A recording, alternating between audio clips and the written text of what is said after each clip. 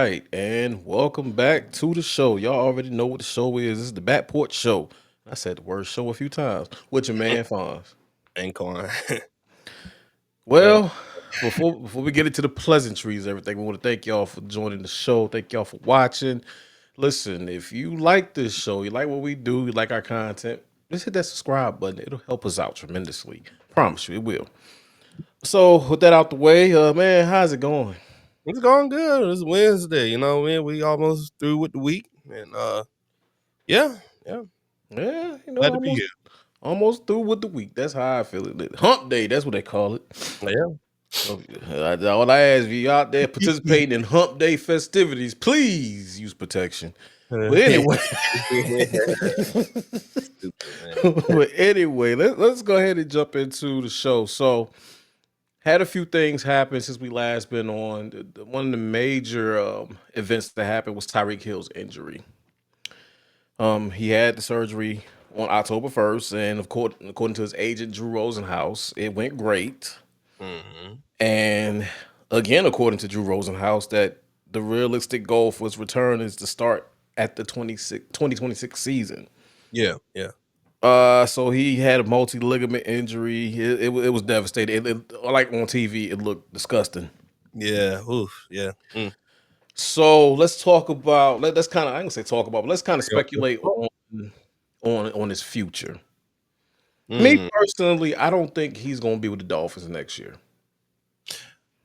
Um. Me personally, I don't think Tyreek Hill. It's going to first of all that type of injury and the way it looked and the fact that he went ahead and got it done. Yes, he gonna be ahead of rehab and everything, but unless your name is Adrian Peterson, you just not gonna come out the gate swinging.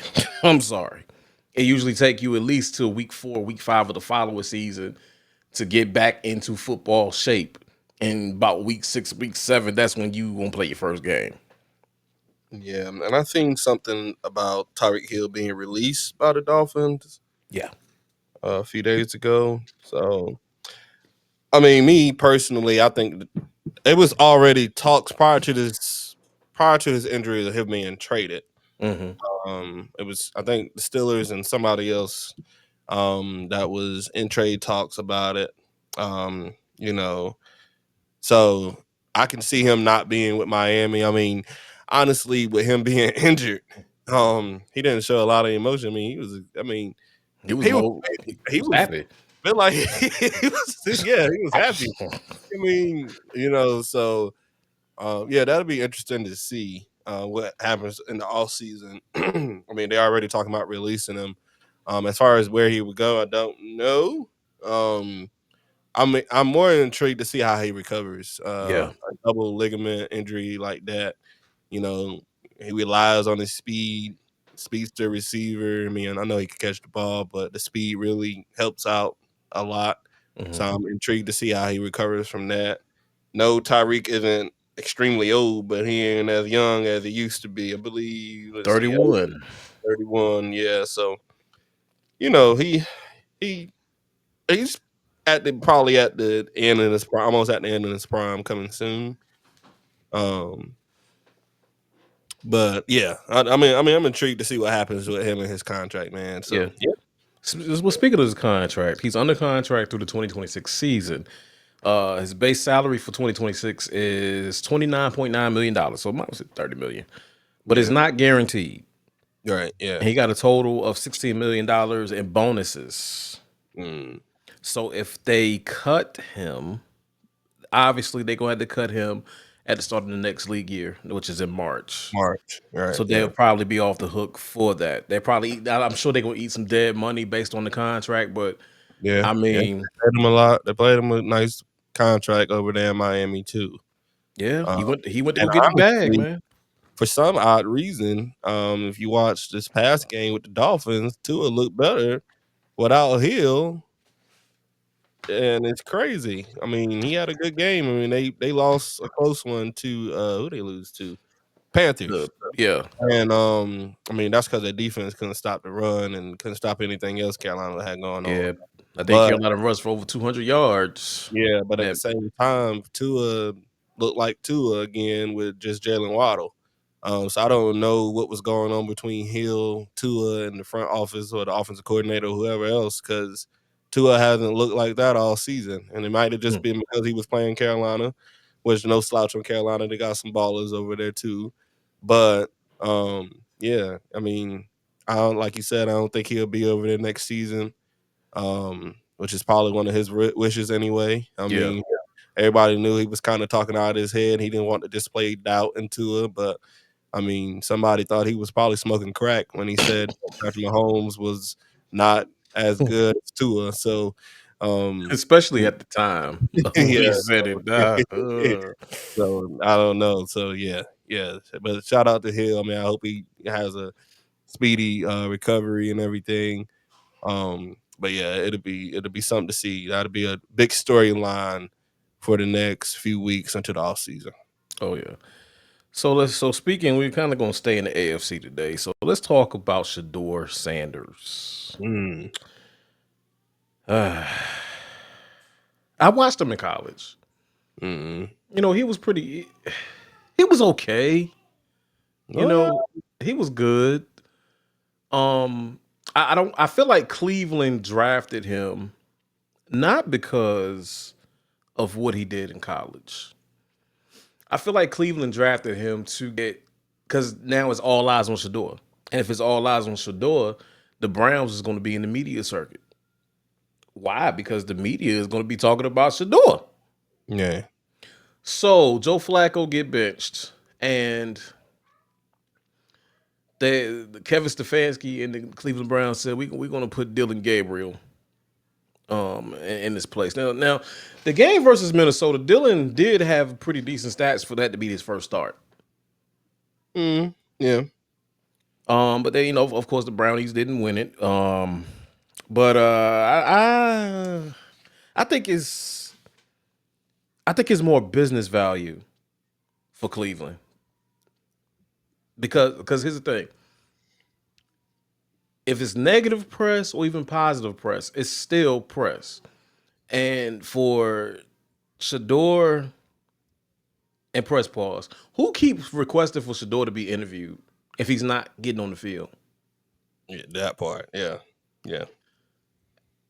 He had a little interview after word got out that Dylan Gabriel was going to start for that Minnesota game, and Shedeur didn't say nothing, and they still like criticize this dude. All he did was mime.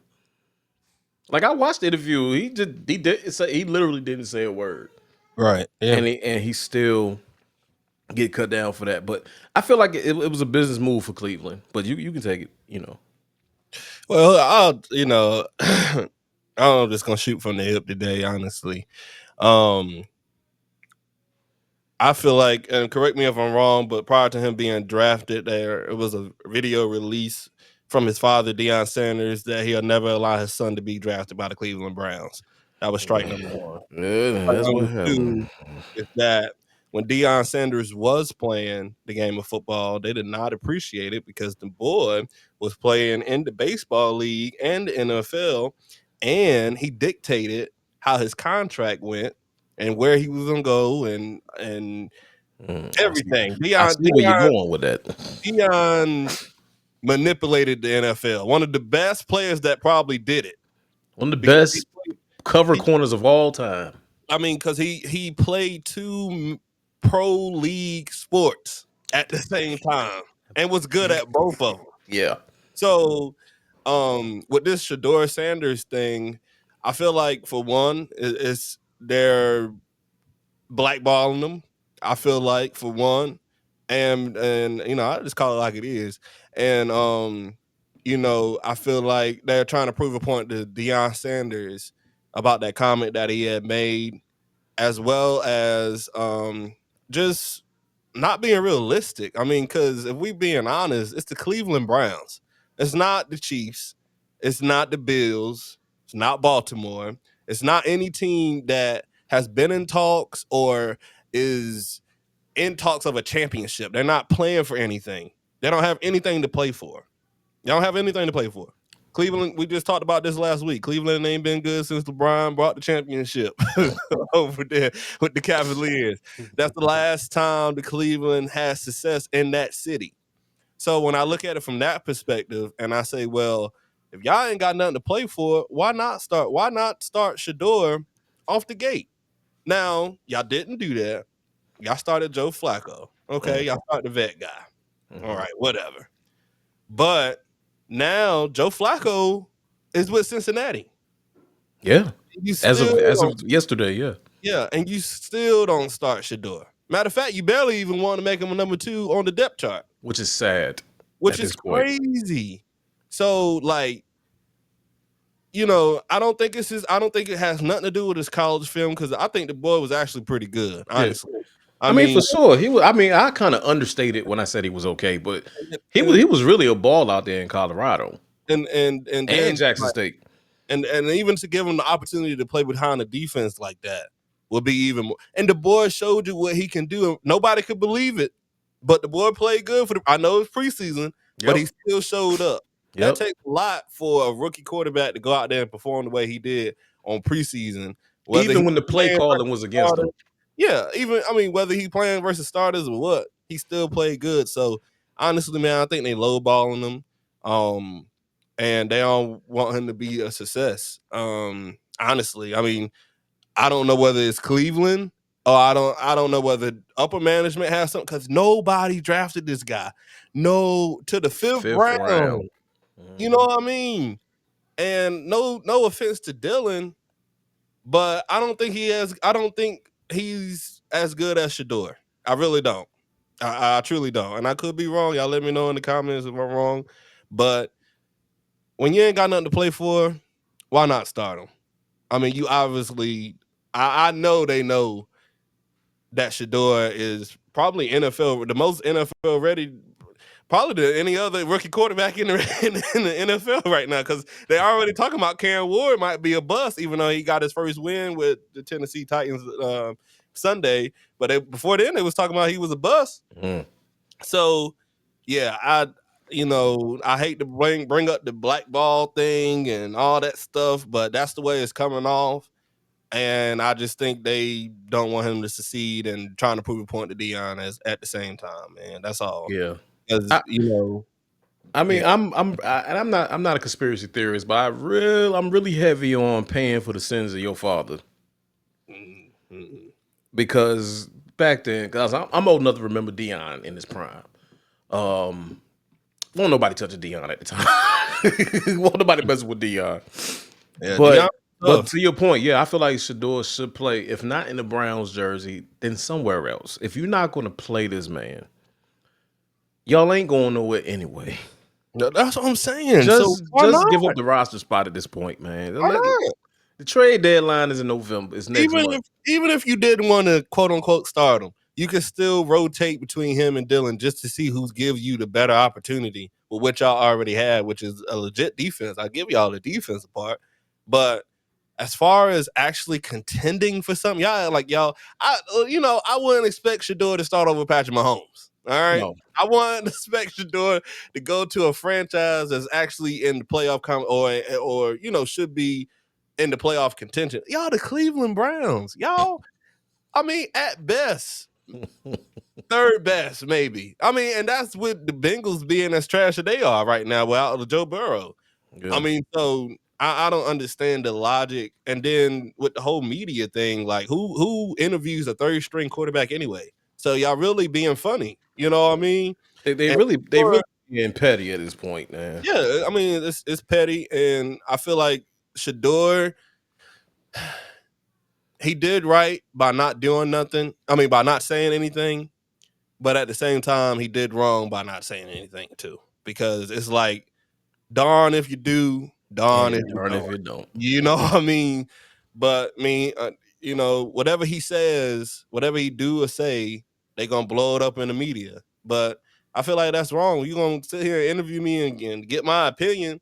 You at least give me a start or something. The media is gonna blow it up, and a certain sector of people is gonna blow it up unnecessarily. And if you know, you know. Yeah, I don't know.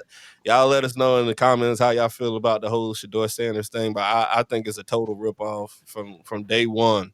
Um, and boo to all 32 teams all 31 teams who passed him up, because why? What's the message here?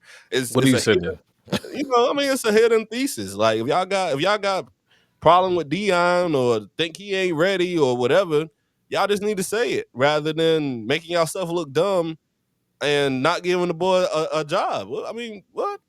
I don't know, man. Don't do that. I don't know. They're They, making me upset. They're making me upset. Not that I want to see Cleveland succeed, but I'm just that's the saying last thing. for this for this particular conversation, y'all need to give him a shot, man. Stop playing. Yeah. Yeah. Dylan didn't have to do nothing to win that game. Let's just be honest. He played well enough to win, but he ain't do nothing spectacular out the way that made you feel like he's y'all starting quarterback. Right. Y'all just making up Like stuff. he didn't have an eye opening experience, and No, I'm not saying Shedeur will have an eye opening experience, but give him a fair shot. you got two rookies. You had Y'all have what? been through 40 some quarterbacks since 1999. Like y'all could give this man a shot. That's what I'm saying. y'all get y'all That's one thing I'm saying. y'all drafted Johnny Manziel. I don't even want to hear that, man. That part, But speaking of success, so yeah. I'm one of the resident Ravens fans on this show, and the question was asked last week off camera: what is going on with Baltimore? And I'm gonna be brief, quick, fast, and to the point. Mm-hmm. The biggest thing that I see that's wrong with Baltimore is Jonathan Harbaugh. Let's paint a picture. Before Lamar Jackson, John Harbaugh was 40-40. He was 500 with one playoff appearance and one playoff win.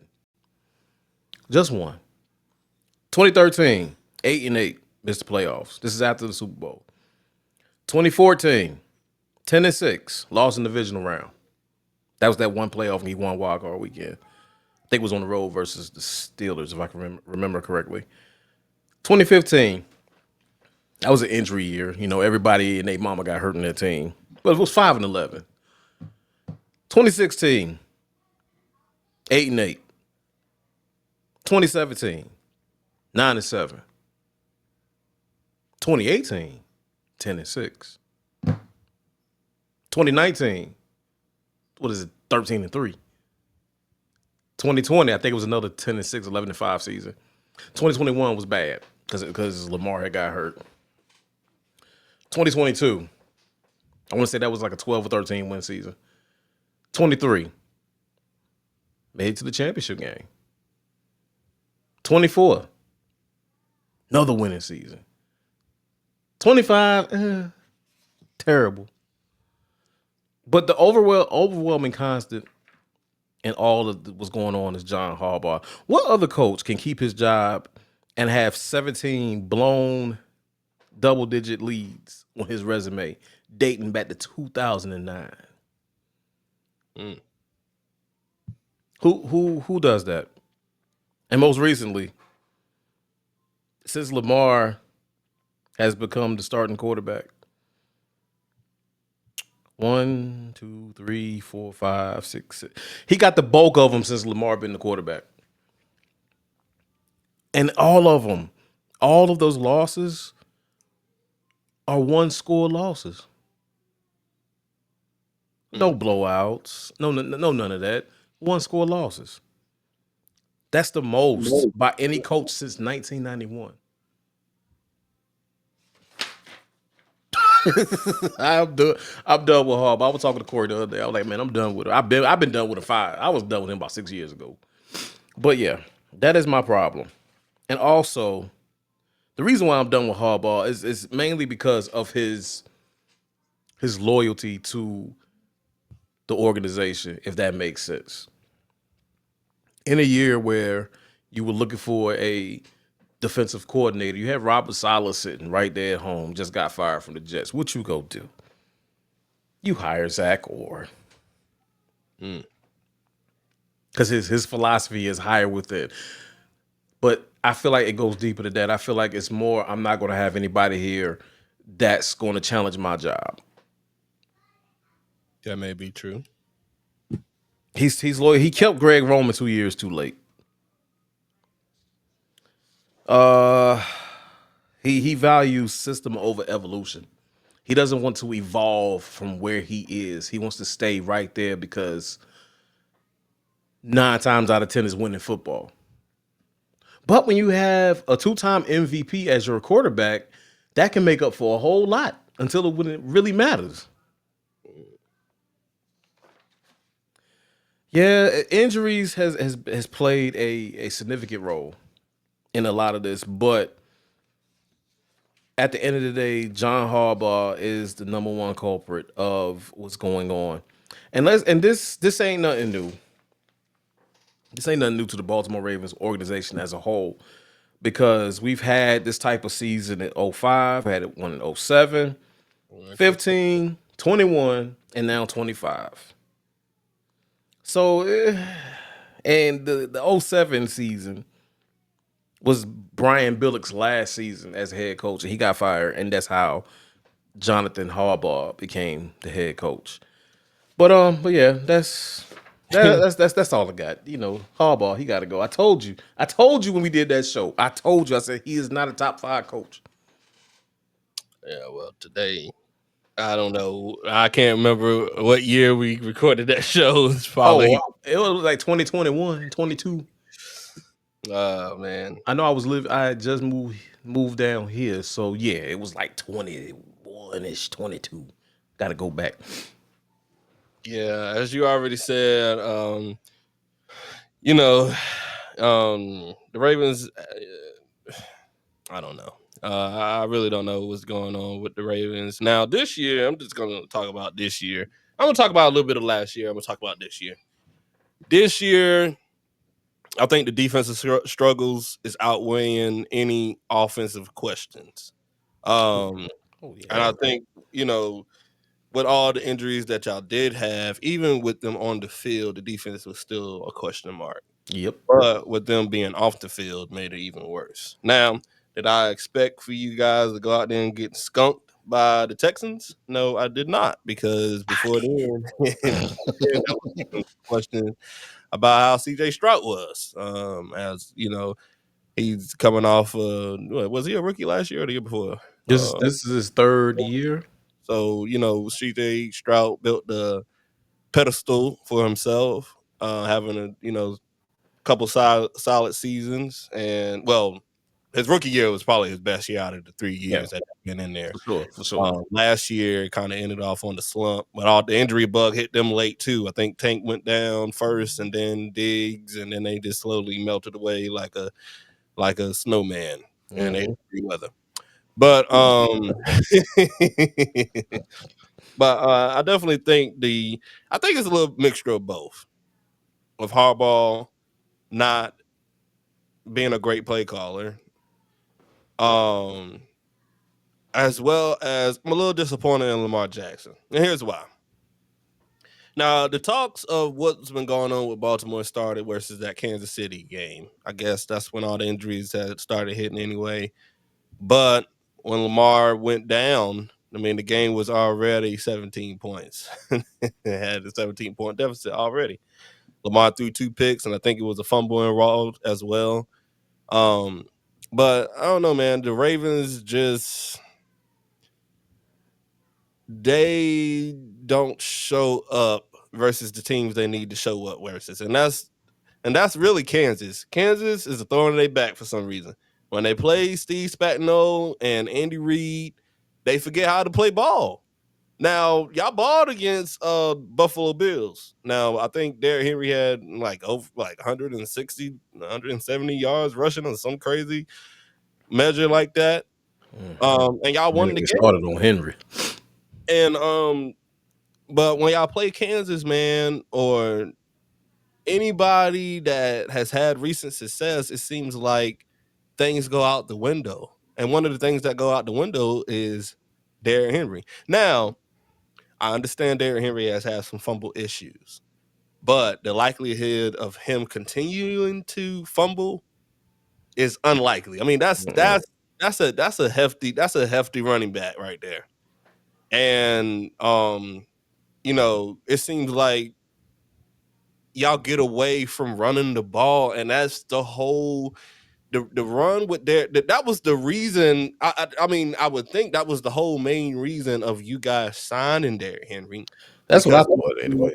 you knew defenses was trying to stop Lamar, which that's still not happening, from running out the pocket.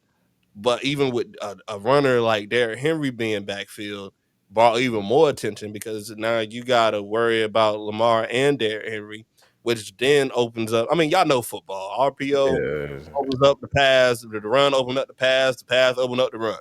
I mean, but when y'all playing against these teams, y'all don't run the ball. Like, That's I'm gonna go ahead and explain to you the best way I can. That's because let's say so in that Kansas City game, Ravens went down the field, scored. I said, "Oh, this gonna be that type of game." Okay. Soon as Kansas City scored, I saw the look in Harbaugh's eye. Like, oh no, they scored. We now we got to be in the shootout. He panics.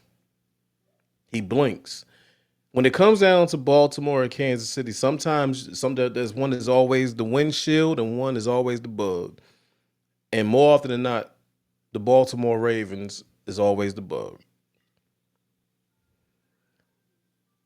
It's a way of life now at this point. I don't think it's like the Water Boy. If anybody remembers the movie The Water Boy, you had Mr. Coach Klein and Red Bull U. John Harbaugh to me is nobody when it comes down to Andy Reid is Mr. Coach Klein. That's why when y'all see the thumbnail, y'all can see what I did. Um, and Andy Reid is Red Bull U. It's crazy to me. And my thing is, out of anybody in the league that should know Andy Reid, it should be John Harbaugh, simply because John Harbaugh was on Andy Reid's staff in Philly. yeah. If the Baltimore Ravens lose Sunday against the Rams, this could put Baltimore in a hole. And also, of the 283 teams to lose at least 5 of their first 6 games in the Super Bowl era, only 4 have rebound to make the playoffs, which is like 1.5%, Yeah, according to ESPN research. yeah. Um, Now, I do feel like, again, this year is a little bit different from the previous years that you talked about, just because, for one, y'all Super Bowl favorites. I mean, Where? the beginning of the season. It's the crazy one. They still have us favored to win the AFC North, which I think is hilarious. It's flattering, Well, I but it's mean, hilarious. it is early, and my Steelers right now, they had a pretty well, how can I say it? They had a pretty easy schedule compared to the Ravens' first few weeks. But the thing about our schedule is that it gets dicey towards the end. We start playing the Lions and y'all and a few other teams I ain't gonna talk about right now. But I mean, the season ain't over. I mean, it's a lot of ball left. Teams I mean, y'all only 1-4. It's a lot of football left. It's a lot But of football left, but I don't have the at the confidence. same time, like I said, man, at the top of the show, the defense has been the major concern outside of the disappointment that I've been having as far as why y'all not running the ball with Derrick Henry.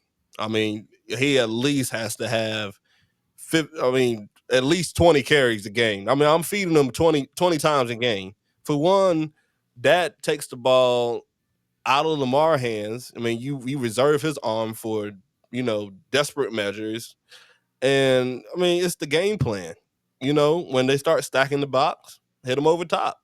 I mean, you have the receivers to do that. Y'all have Bateman, y'all have Zay Flowers, y'all have doggone Mark Andrews, who's I feel like is a Hall of Fame tight end in my opinion. Um, I just don't understand. Well, The only thing I could say right now for the Baltimore Ravens is this is probably the worst I've ever seen the Baltimore Ravens defense. B, especially with, I mean, even with the stars y'all got there. I mean, Roquan Smith, a tackling machine. You know, Jair Alexander, maybe if y'all would have caught him about 2 years ago, that would have No, been a little he would have different. been hurt 2 years ago because he only Oh played yeah, 2 games in well, 2 years. whatever year he had that All-Pro corner season when Yeah. he was back, but I don't know what that was about. That had to be some relation to Lamar Jackson. Yeah, Um, they went to college but together, yeah, but And then to your point about the defense, I look at the defense. The defensive line is total slam up. It's really no save for that. And then the offensive line has in the last 3 to 4 years has not been good. If you go back and look at that Kansas City game, Steve Spagnuolo was rushing 6 consistently. I mean, it's masterful. I don't understand how, but everything, in my opinion, the buck stops with John Harbaugh. At some point, he's got to evolve. At some point, he's got to take accountability.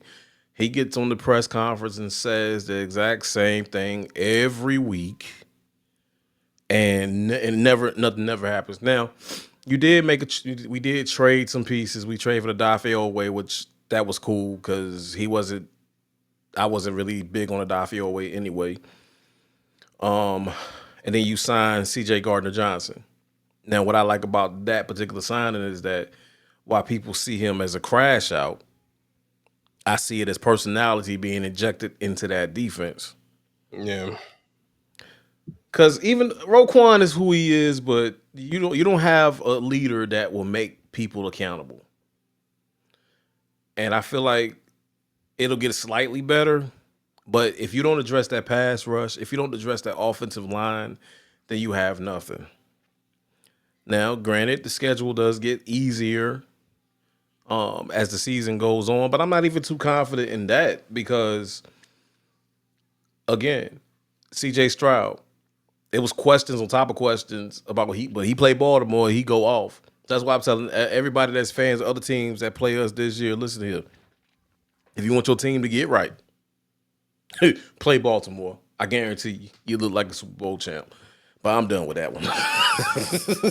yeah. I mean, honestly, I just think the Baltimore Ravens need to find themselves somehow or another. I mean, losing to 3 league heavyweight teams: Buffalo, Detroit, Kansas. Now you really don't have to worry about seeing Detroit unless you make the bowl, but you're definitely going to see Buffalo again. You're definitely going to see Kansas again. And so, y'all got to find yourself. You got to find confidence.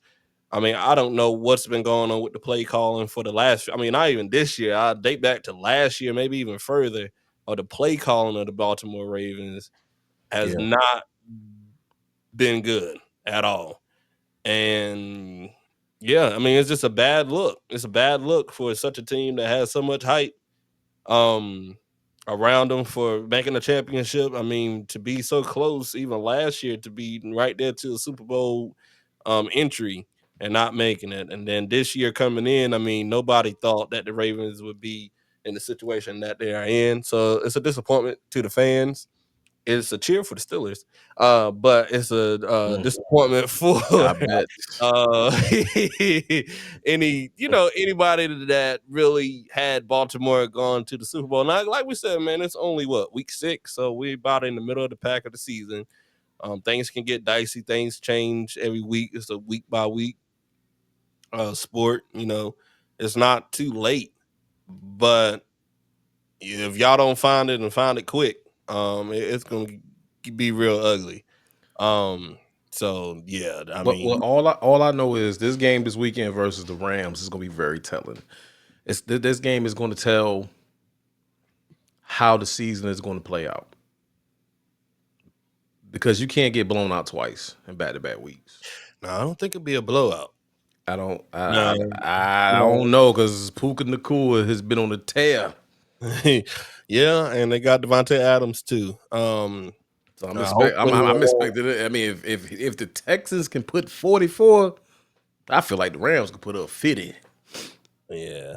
I mean, about they can, 350. but I don't know the likelihood of a team getting blown out.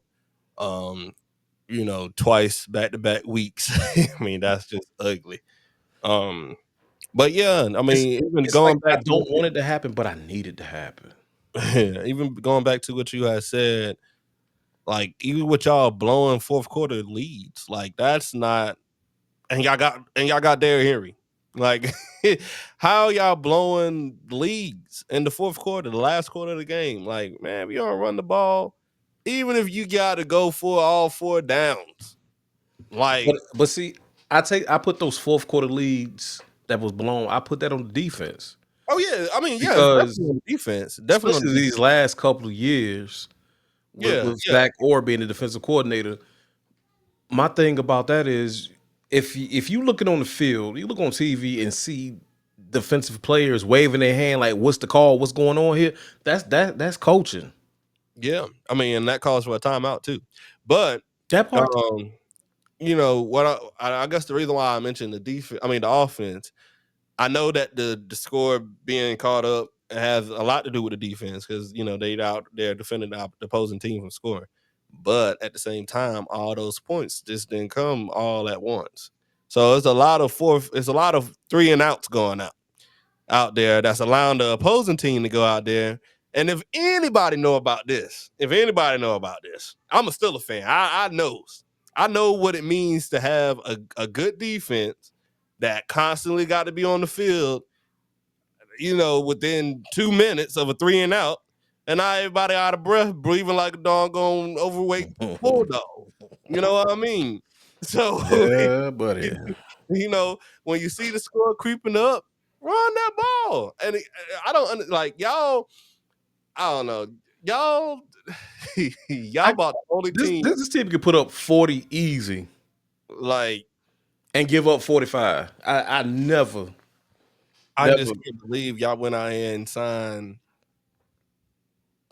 arguably a Hall of Fame, if not a Hall of Fame running back, and don't use him. Like, how in the world he only getting 6 carries, 8 carries? Like, what is that?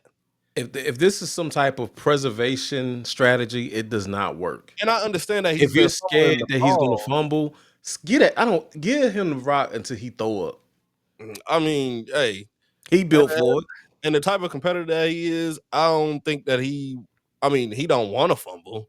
So the likelihood of somebody, I mean, the fumbles that he did have wasn't off no hit sticks. So I could It, see it, it if was he was more out there getting boom. smacked.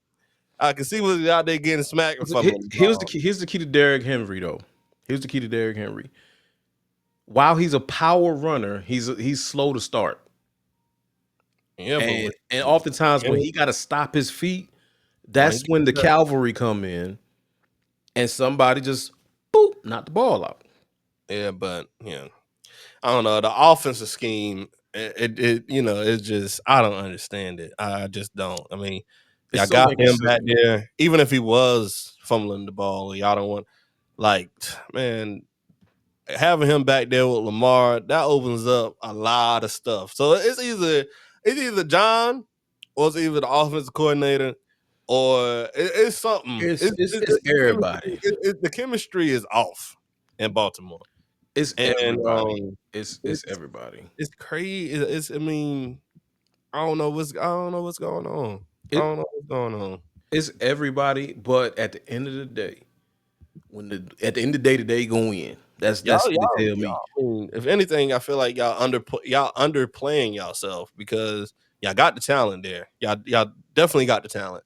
It's just a matter of putting the schematics together, which that's coaching, Mhm. and the play calling in the right moment. Because, like I said, man, every time y'all play Kansas, y'all forget how to play. The Like, Jacksonville was impressive to me the other night. yeah, now They are my dark horse team for this year. I've been struggling all year to find a dark horse team. Jacksonville is my team for this year. they got lucky. No, they didn't get lucky. Josh, They got blessed. Chris Jones was over there, doggone, scratching his nuts, while Trevor Lawrence was on the ground, running around like a roach on raid, and then doggone, he scored a touchdown. Look at the That's their fault. replay. Look at the replay. That's their fault. But see, he explained that he thought he was pretty much tagged down. Won't no Kansas City Chief within 5 yards of this dude. You the green giant of the defense. You see that he ain't nobody, and he got up and started running, and you still ain't start running. What you say? He was twiddling his jingle bells, man. Yeah, I don't know. I was like, yo, yeah, he about to get up out of there. He about to get up out of there. He gotta go. That sequence was fluky. Even if you thought he was down, the doggone mentality is until that whistle blow, he ain't down. Yep. If you don't hear that whistle blow, the ball's still alive. That ball live. He had it. Now whether he would have caught him, I don't know. I don't think he would. But he could at least did something till somebody got there to help him or something. He would have got there in time. He would have got there. But that particular game, while it had a lot of shenanigans going on in that game. It did. I mean, a lot. They had a lot going on. They had a lot going on, but you got. I'm looking at it. I'm looking at that Jacksonville game from the tenacity standpoint. I'm looking at the totality of the game. They was down 14-0, but they came back. Right. I mean, yeah, it take a lot to do that. But it take a lot to do that. So that's why I'm looking at Baltimore. Like everybody is out Baltimore in Baltimore. it's funny to me, but it is what it is. I mean, I really want a top pick to get an elite pass rusher. You know, that's just me. But it's neither here nor there. But we're gonna go ahead and an elite play caller. Hey man, look, I go out there call plays modern. Or just let doggone Lamar Jackson take over the playbook. Let him call it. I think he's smart enough to do it. It's his offense. Why not? As me personally, I feel like anybody at his caliber should have the playbook. Yeah. I don't know nothing. I feel like he should be like do like a Peyton Manning used to do, have like 3 plays already ready. Yeah. Yeah, why not? And just be able to check out. You remember Peyton Manning used to be he'll wait until at least 2 seconds left on the clock to snap the ball because he done changed about 3 plays. Yep. But see, Peyton Manning, hey, that's he knew defenses. Yeah, I don't know whether Lamar can disguise defenses. That's mental. That's a mental thing. That's really when you. I don't think no quarterback can disguise a defense per se. I think when it comes down to fooling the defense, especially after they've seen everything on film, the object of a play caller is to give something the defense has never seen or has not seen a lot of, and be able to run it. Yeah, but when you're talking about some of the great quarterbacks that we just named, like Peyton Manning, he was an excellent reader of defense. Brady.